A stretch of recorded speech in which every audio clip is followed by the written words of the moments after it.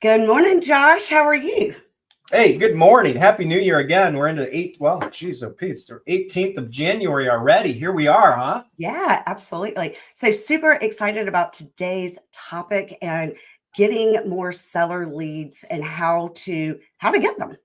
Right, 100%. I thought we had a really good conversation 2 weeks ago on attracting buyers. We dug a little bit deep there. We gave, the listeners some ideas, maybe some things they didn't think about. And let's have an open conversation today because there is a number of ways to attract sellers. And Right. in my opinion, I don't know, where are you at in your business? Would you rather work with sellers or buyers right now? I'd rather work with sellers. And I think that's the way most of us feel, although we love our buyers, but we know that, sellers are going to be a little bit less time consuming. Yeah, well, Uh, that when I first got separated a long time ago, 12 years ago now, 15 years ago now, I only did sellers. And the reason why I did them is because my children were young and I could only work from 9 to 5. So when right, you work from sellers, you're just doing the marketing aspect of it, right? And the right. procuring buyers and all that, but you do it in a 9 to 5 schedule, Monday through Friday. So it's much more manageable. It is. And you can prospect for sellers during that time. That's right. Whereas, nothing against buyers. Buyers is how we build our businesses, and that's how a lot of agents build their businesses. Yeah, And, I'm sure you and I still work with buyers here and there. absolutely. But the focus today is attracting sellers, being a little bit more efficient with our time, and building a seller-based business. So this is a good topic. It was fun. I have my team meetings, one of my team meetings Thursday morning. We do a little script role play situation. So we came up with our list of 15 ideas of ways that you can prospect sellers. Now, I will say before we get rolling, everybody needs to understand that, this is a business where we can't try and do everything. You can't try and be good at everything and great at nothing. Is that the old saying? Yes, that's right. So out of these 15 ideas, maybe you can pick 4 or 5 and be great at what fits your personality the best. Yeah, I love it. Do you want to kick it off with anything that you are focused on? Yeah, this year is the first year in a long time, right? That I'm going back to expired listings. And I've spent a lot of time calling expireds and meeting with expireds, which has been excellent actually. But that is where right now most of my seller leads are coming from. And it's something I had done 10 years ago when we were in a different market. But I do see the need for it coming back now. 100%. Yeah. I mean, there's been so many changes in the way that pricing has been discussed over the past 6 months to a year with, interest rates. And unfortunately, a lot of agents have not been ahead of that. And that's when these listings are expiring. So there is a great opportunity, especially coming off the new year. Yeah. And I bet a lot of those sellers, probably didn't make decisions right away on January 1st. I mean, a lot of listings expired December 31st. So now the opportunity is, for those people that did not make a decision, what is the follow-up plan for you guys when it comes to expired listings? Yeah. So what we have done now is, and then that's funny because I used to have a much more thorough follow-up plan, but right now I am calling them, and then I have a pamphlet that I mail them, and then I also email them, and email them a monthly market report for their neighborhood, as well as mail them something in hand, a little bit about me, but more about how to get their house sold quickly for as much money as they want to get. Love it. Love it. And I think a lot of the agents that are working with expireds, some of these agents give up after the first couple of days, right? And there's a lot of money to be made in the follow-up, right? Absolutely. 30, 60, 90 days after, some people waiting for that spring market. So don't give up after the first or second try. Yeah. People are discouraged, and you got to work through that and help them.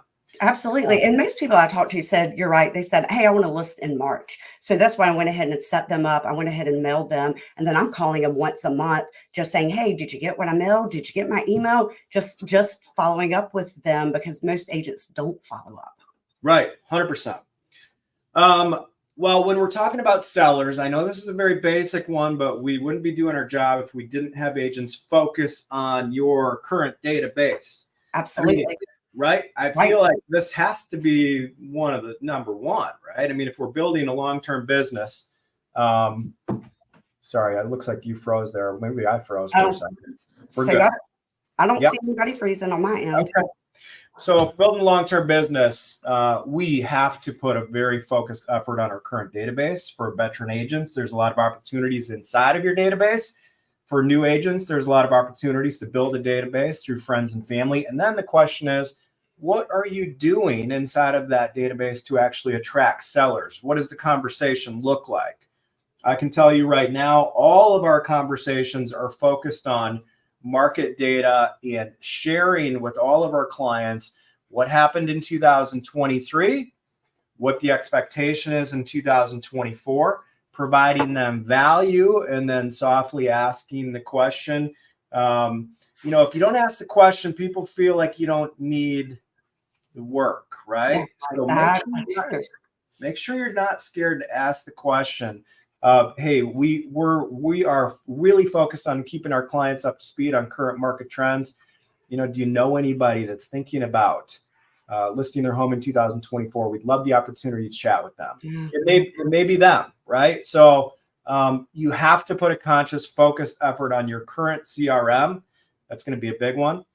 Jennifer, you talked obviously expired listings. Yeah. Do you mind if I just go a little rapid fire through Do some it. of them? Rapid fire. Do it. Rapid fire, and then we can kind of backtrack on some ideas, Sure. or you can stop me. Okay, I think that all agents should be putting together a seller video series. Okay, we want to be doing video series on what it's like to work with us if you're a seller, and take them through that entire process. Show all the value pieces. If you're helping your sellers, there might be some things that people just don't know that you offer. That can be maybe staging opportunities. That can be you've got a rock solid vendor list of people that can help prepare your home for sale. You want to be able to explain that in a video series and make sure that your database is seeing that. Make sure that you're putting that on Instagram, TikTok, Facebook. So that's another way to attract sellers. Along with that is, you can get some help with building some seller landing pages, right? I know a lot of us have, different services out there, whether it's, Sync or Boomtown or whatever, for building landing pages to attract seller leads on Google, on Facebook. The other thing that goes kind of hand in hand, well, not hand in hand with expireds, but similar, would be circle prospecting, right? Absolutely. There is a great opportunity to circle prospect in any neighborhood, but neighborhoods maybe you're more comfortable with, maybe a neighborhood that you just sold a listing in, maybe a neighborhood that your colleague sold a listing in, and you're just, being a resource as far as information. You don't have to have that listing, but you can call somebody and provide information on the market. Yeah, and that's a great way, Josh. I've got an agent on my team that got 12 listings last year by circle prospecting. Yeah, 100%. Circle prospecting, it's a commitment. It takes work, but if you're organized, if you are diligent in doing the work, there's definitely opportunities to attract sellers. Absolutely. We've got an agent on our team that is committed to building relationships with builders in 2024. Okay, you've got some big builders here in West Michigan. You've got some small builders. There's a lot of agents out there that are putting in the work to show builders what they can do, right? Mm-hmm. Like I've heard of agents in Texas and other areas that even though they don't have the listing, they'll put together a marketing video that showcases this listing, and they'll continue to do this. And show these builders what they can do. They'll take the builders out to lunch. They'll do anything and everything to earn that trust, earn that business. All it takes is one, right? So there's serious opportunity with home builders. You've got a good opportunity with absentee owners to focus on investors, I mean, there is a lot of people that are probably, maybe they've owned an investment property for 40 years. They're getting out of the game. It's time. Right.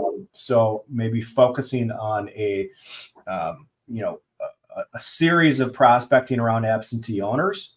I love it. We've talked farming, right? Now, farming can be, well, there's two ways to look at farming. Farming can be a little bit more on the expensive side, but if you're a new agent, it doesn't have to be expensive.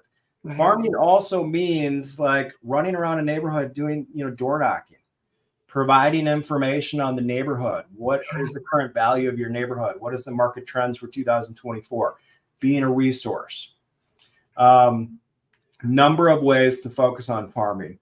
Along with expireds, you've got for sale by owners. Absolutely. Getting back to the basics of just doing more open houses in hopes of attracting more seller leads through your open houses. I agree. I haven't done open houses now that you said that, but I used to get a lot of seller leads from that. And I would actually knock on the doors and say, hey, I'm having an open house. Would love for you to come and bring anybody that you would like to be your neighbor. And they would all come. But the people that came were the people interested in selling their house because they wanted to see what I was doing. So I would have two presentations ready, right? I'd have a presentation for a buyer, and then I'd have a whole nother presentation about the neighborhood and my services for a seller. But I used to get a lot of listings that way. 100%. No, and that's a big thing, especially for new agents that just want to get business, but don't want it to be super expensive to find the business. I've got Abby on my team. She's a newer agent. She's growing into the business. She's a rock star now, but she had an open house. She had one of her first listings last year, and she did what we call the 10-10-20 rule. She went 10 houses on each side of the open house, 20 houses across the street, just promoted the open house. And 30 days later, she's got another listing down the street because she liked what she did, right? So open houses, cheap way to find sellers. Some of the other ideas would be focusing on probate and estate attorneys. Maybe you're going to put a heavy focus on identifying 10, 15, 20 probate and estate attorneys, and you're going to build relationships, and you're going to take them out to lunch, and you're going to provide them of some value. And same goes for divorce attorneys. We do get a lot of listings from our colleagues that are professional attorneys, and they need a neutral party, and we are that. So you've got divorce attorneys. You've got real estate investors / flippers, home flippers, building relationships there. And then let's not forget, really working through your local vendor list. There's a lot of people in this industry that we support: roofers, landscapers, snowplowers, painters, plumbers. And a lot of these people they're in the know. They're in the know of, hey, maybe John Smith is going to sell their house in 6 months.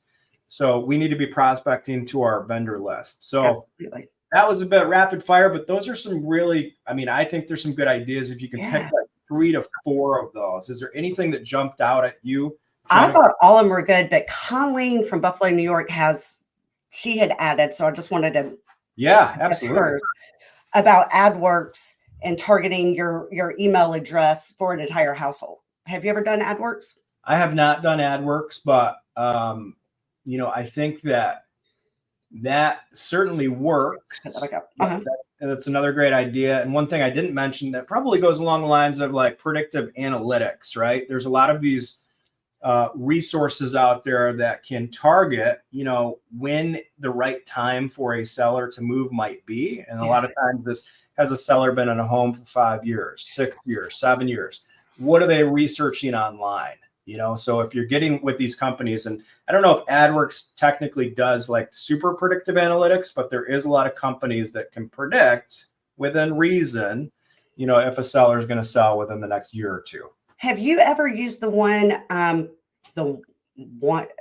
quit doing it. I didn't think it was very good actually, but it was I don't remember what it was called. It was through Remax. The one app. My first app. My first app. Yes. My first app. Yeah. I dabbled with that a little bit. truth be told, I probably didn't like work that as hard Yeah, as I agree. That was my problem too. worked. That wasn't my focus, but no, I think there's definitely something to be said about the predictive analytics and Yeah. teaming up with somebody. You just got to be careful. Like there's been a lot of people burnt partnering with very expensive companies out there that say they're going to do something, and then you spend thousands of dollars and there's no return. So I don't want this to be, we don't want this to be go spend a bunch of money conversation. Yeah. We want this to be like, let's think of some ideas on really like how to put our head down and work in That's right. some of these leads, right? Anything else stick out with you? She said you don't have to call the expireds, that you can just advertise to them. Okay. Well, that's some good information from Colleen, and I appreciate you chiming in and helping out. Yeah. It's nice to get a little back and forth with some people watching on Facebook, right? Yeah, kind of makes it fun. Yeah, I think everything you've done, and there are a couple companies that I do advertise with to get a little bit, but I go back to basics. I think you're right. I think your open houses and your database. One thing that I'm going to start doing, which I'm embarrassed to say I haven't done, is to email and then follow up with a call. 5 of my past clients a day, and email them just a quick CMA. And go over it. Did you get it? Any questions you have on it? And then we do use HomeBot too, which is a really good tool. It seems like sellers and homeowners really enjoy that. Yeah, 100%. Those are great tools. We also use HomeBot, and that kind of triggers when somebody's looking for more information. Obviously, follow up. I think one of the other things you want to be really good about this time of year is the annual review conversation. Yeah. Right?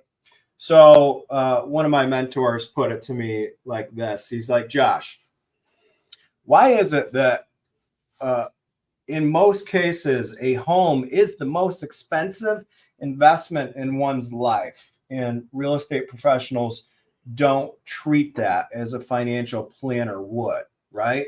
So I want to challenge everybody today in the month of January, February, are we doing annual reviews? Are you following up with your clients in January, checking in, letting them know the market conditions, but also asking them the questions? Is there anything you need help with your home?